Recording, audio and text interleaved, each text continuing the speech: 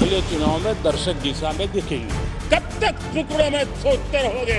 ये सब परिवारवाद के भेंट चढ़ गए। अगर कांग्रेस की जो रफ्तार थी उस प्रकार से चला होता तो 100 साल लगते इतना काम करने में। नेहरू जी की भारतीयों के लिए सोच थी कि भारतीय कम अक्ल के लोग होते हैं। पूरा देश कह रहा है अब की बार, खड़गे जी भी कह रहे हैं।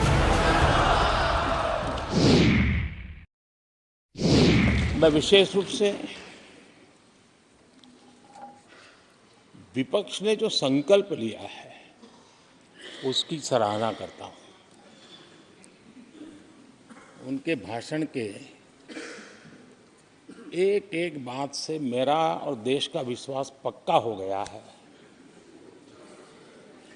कि इन्होंने लंबे अरसे तक वहां रहने का संकल्प ले लिया। और जनता जनार्दन तो ईश्वर का रूप होती है। और आप लोग जिस प्रकार से इन दिनों मेहनत कर रहे हैं, मैं पक्का मानता हूं कि ईश्वर रूपी जनता जनार्दन आपको जरूर आशीर्वाद देगी। और आप जिस ऊंचाई पे हैं उससे भी अधिक ऊंचाई पर जरूर पहुंचेंगे और अगले चुनाव में दर्शक दिशा में दिखेंगे।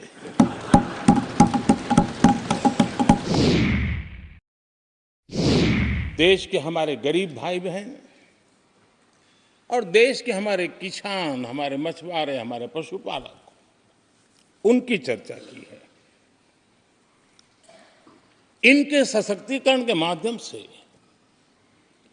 राष्ट्र के विकसित भारत के लक्ष्य को प्राप्त करने की जो राह है उसका स्पष्ट दिशा निर्देश आदरणीय राष्ट्रपति जी ने कहा है। अच्छा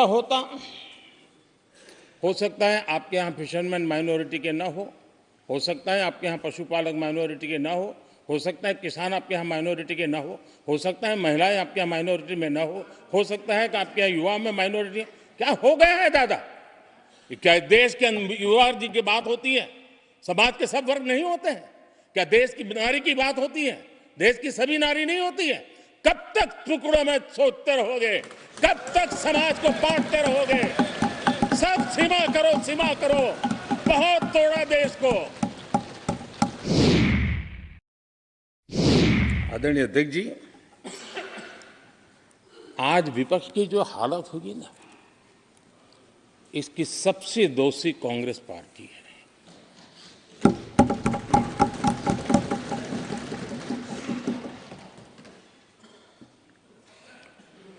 कांग्रेस को एक अच्छा विपक्ष बनने का बहुत बड़ा अवसर मिला और 10 साल कम नहीं होते, लेकिन 10 साल में उस दायित्व को निभाने में भी वे पूरी तरह विफल गए। और जब खुद विफल हो गए तो विपक्ष में और भी होनहार लोग हैं, उनको भी उभरने नहीं दिया। और मैं हमेशा चाहता हूं कि देश को एक स्वस्थ अच्छे विपक्ष की बहुत जरूरत है। प्रधानमंत्री जी बात करिए ना, प्रेसिडेंशियल आते तो बात कीजिए ना। देश ने जितना परिवारवाद का खामियाजा उठाया है और उसका खामियाजा खुद कांग्रेस ने भी उठाया है। अब अधीर बाबू की हालत हम देख रहे हैं,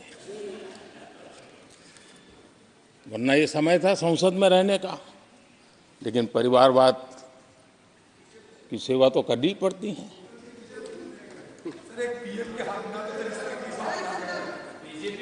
आदरणीय अध्यक्ष जी, अब हालत देखिए, हमारे खड़गे जी इस सदन से उस सदन शिफ्ट हो गए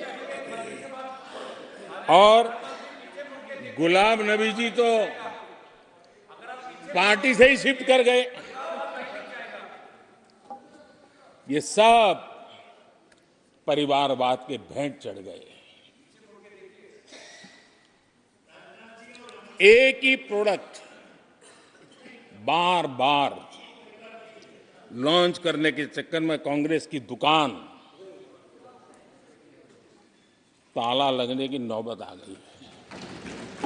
और ये दुकान हम नहीं कह रहे, आप लोग कह रहे हैं। आप लोग कहते हैं दुकान खोली है, सब जगह पे बोलते हैं दुकान को ताला लगने की बात। हम किस परिवारवाद की चर्चा करते हैं? अगर किसी परिवार में अपने बलबूते पर जन समर्थन से एक से अधिक अनेक लोग अगर राजनीतिक क्षेत्र में भी प्रगति करते हैं, उसको हमने कभी परिवारवाद नहीं कहा है। हम परिवारवाद की चर्चा वो करते हैं जो पार्टी परिवार चलाता है, जो पार्टी परिवार के लोगों को प्राथमिकता देती है, जो पार्टी के सारे निर्णय परिवार के लोग ही करते हैं, वो परिवारवाद है। न राजनाथ जी की कोई पॉलिटिकल पार्टी है, न अमित शाह की कोई पॉलिटिकल पार्टी है। और इसलिए जहां एक परिवार को पार्टियां लिखी जाती हैं, वो लोकतंत्र में उचित नहीं है।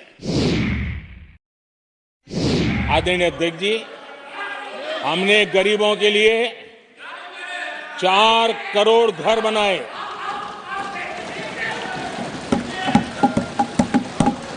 और शहरी गरीबों के लिए 80 लाख पक्के मकान शहरी गरीबों के लिए बने।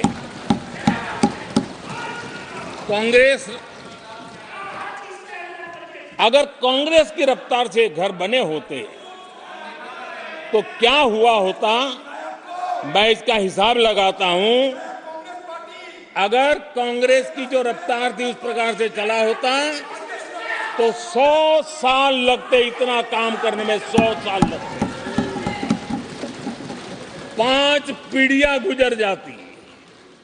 आदरणीय अध्यक्ष जी, 10 वर्ष में 40,000 किलोमीटर रेलवे ट्रैक का इलेक्ट्रिफिकेशन हुआ।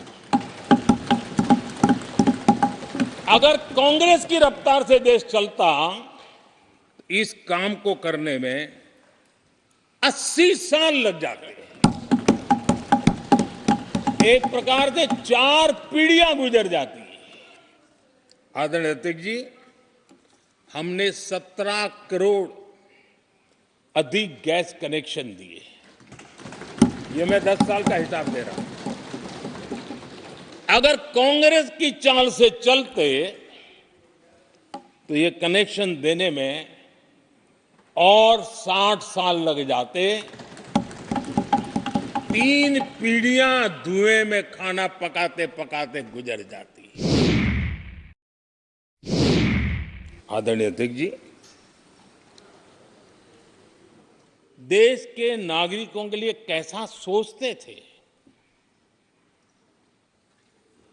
मैं जानता हूं। मैं नाम बोलते ही उनको जरा चुभन होगी, लेकिन 15 अगस्त लाल किले से प्रधानमंत्री नेहरू ने जो कहा था, वो मैं जरा पढ़ता हूं। लाल किले से भारत के प्रथम प्रधानमंत्री ने जो कहा था वो पढ़ रहा हूं, नेहरू जी ने। उन्होंने कहा था, हिंदुस्तान में काफी मेहनत करने की आदत आम तौर से नहीं है। हम इतना काम नहीं करते जितना कि यूरोप वाले या जापान वाले या चीन वाले या रूस वाले या अमेरिका वाले करते हैं। ये नेहरू जी लाल किले से बोल रहे हैं। यह न समझिए, यह न समझिए कि वह, यह न समझिए कि वह कौमें, ये न समझिए कि वह कौमें कोई जादू से खुशहाल हो गई। वो मेहनत से हुई है और अक्ल से हुई है। ये उनको सर्टिफिकेट दे रहे हैं, भारत के लोगों को नीचा दिखा रहे हैं। यानी यानी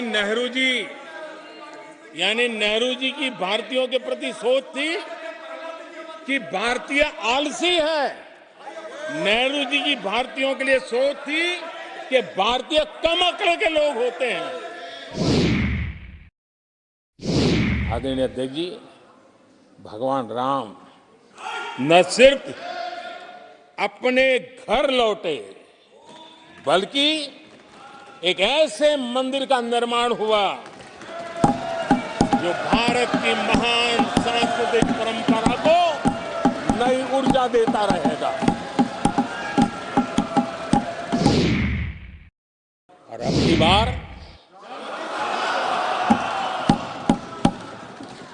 पूरा देश कह रहा है, अब की बार खड़गे जी भी कह रहे हैं। लेकिन अध्यक्ष जी, मैं आमतौर पर ये आंकड़े के चक्कर में नहीं पड़ता, लेकिन मैं देख रहा हूं देश का मिजाज एनडीए को तो 400 पार करवाई के रहेगा,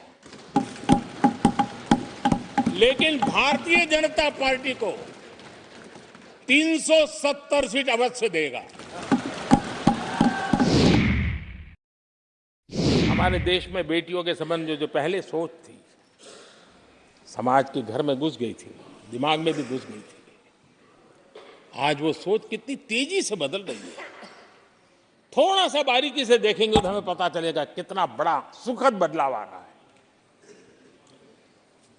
पहले अगर बेटी का जन्म होता था तो चर्चा होती थी, अरे खर्चा कैसे उठाएंगे, इसको कैसे पढ़ाएंगे, उसके आगे की जिंदगी का एक प्रकार से कोई बोझ है, ऐसी चर्चाएं हुआ करती थी।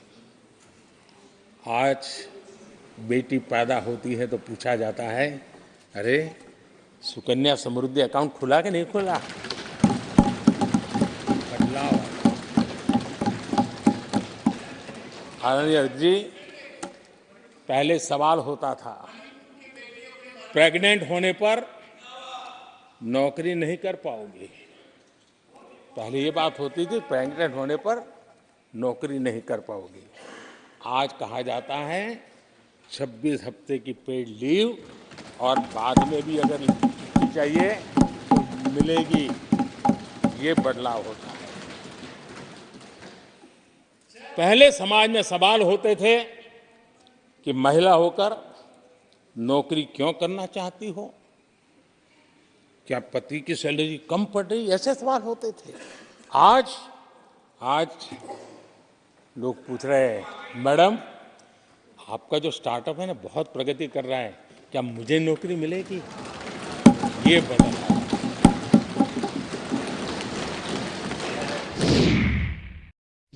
जांच करना ये एजेंसियों का काम है। एजेंसियां स्वतंत्र होती हैं और संविधान ने उनको स्वतंत्र रखा हुआ है, और जज करने का काम न्यायाधीश का है। जज करने का काम न्यायाधीश का है और वो अपना काम कर रहे हैं। और अध्यक्ष जी, मैं इस पवित्र सदन में फिर से दोहराना चाहूंगा, जिसको जितना जुल्म मुझ पर करना है कर ले, मेरी भ्रष्टाचार के खिलाफ लड़ाई चलती रहेगी। जिसने देश को लूटा है उनको लौटाना पड़ेगा। जिन्होंने देश को लूटा है उनको लौटाना पड़ेगा। आर्टिकल 370 को लेकर के कैसा हुआ बना के रखा था। कश्मीर के लोगों ने जिस प्रकार से उसको गले लगाया है, कश्मीरी जनता ने जिस प्रकार से गले लगाया है, और आखिर के ये समस्या किसकी देन थी, किसने देश के माथे पर मारा था, किसने भारत के संविधान के अंदर इस प्रकार की दरार करके रखी हुई थी। आदरणीय अध्यक्ष जी, अगर नेहरू जी का नाम लेते हैं तो उनको बुरा लगता है, लेकिन कश्मीर को जो समस्याएं झेलनी पड़ी उसके मूल में उनकी ये सोच थी और उसी का परिणाम है देश को भुगतना पड़ा।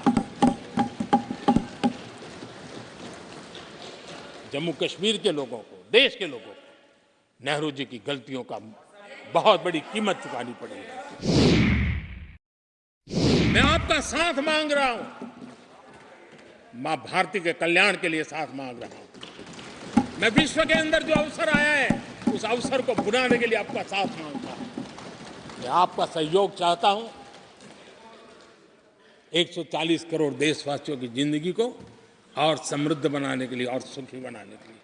लेकिन अगर आप साथ नहीं दे सकते हैं और अगर आपका हाथ ईंटें फेंकने पर ही तुला हुआ है तो आप लिख करके रखिए, आपकी हर ईंट को मैं विकसित भारत की नींव मजबूत करने के लिए लगाऊंगा।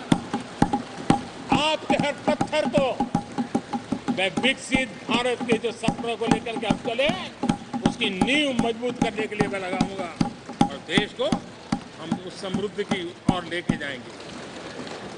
जितने पत्थर उछाल लीजिए, आपका हर पत्थर भारत के समृद्ध, भारत के विकसित भारत के सपने को समृद्ध बनाने के लिए हर पत्थर को मैं काम में ले लूंगा।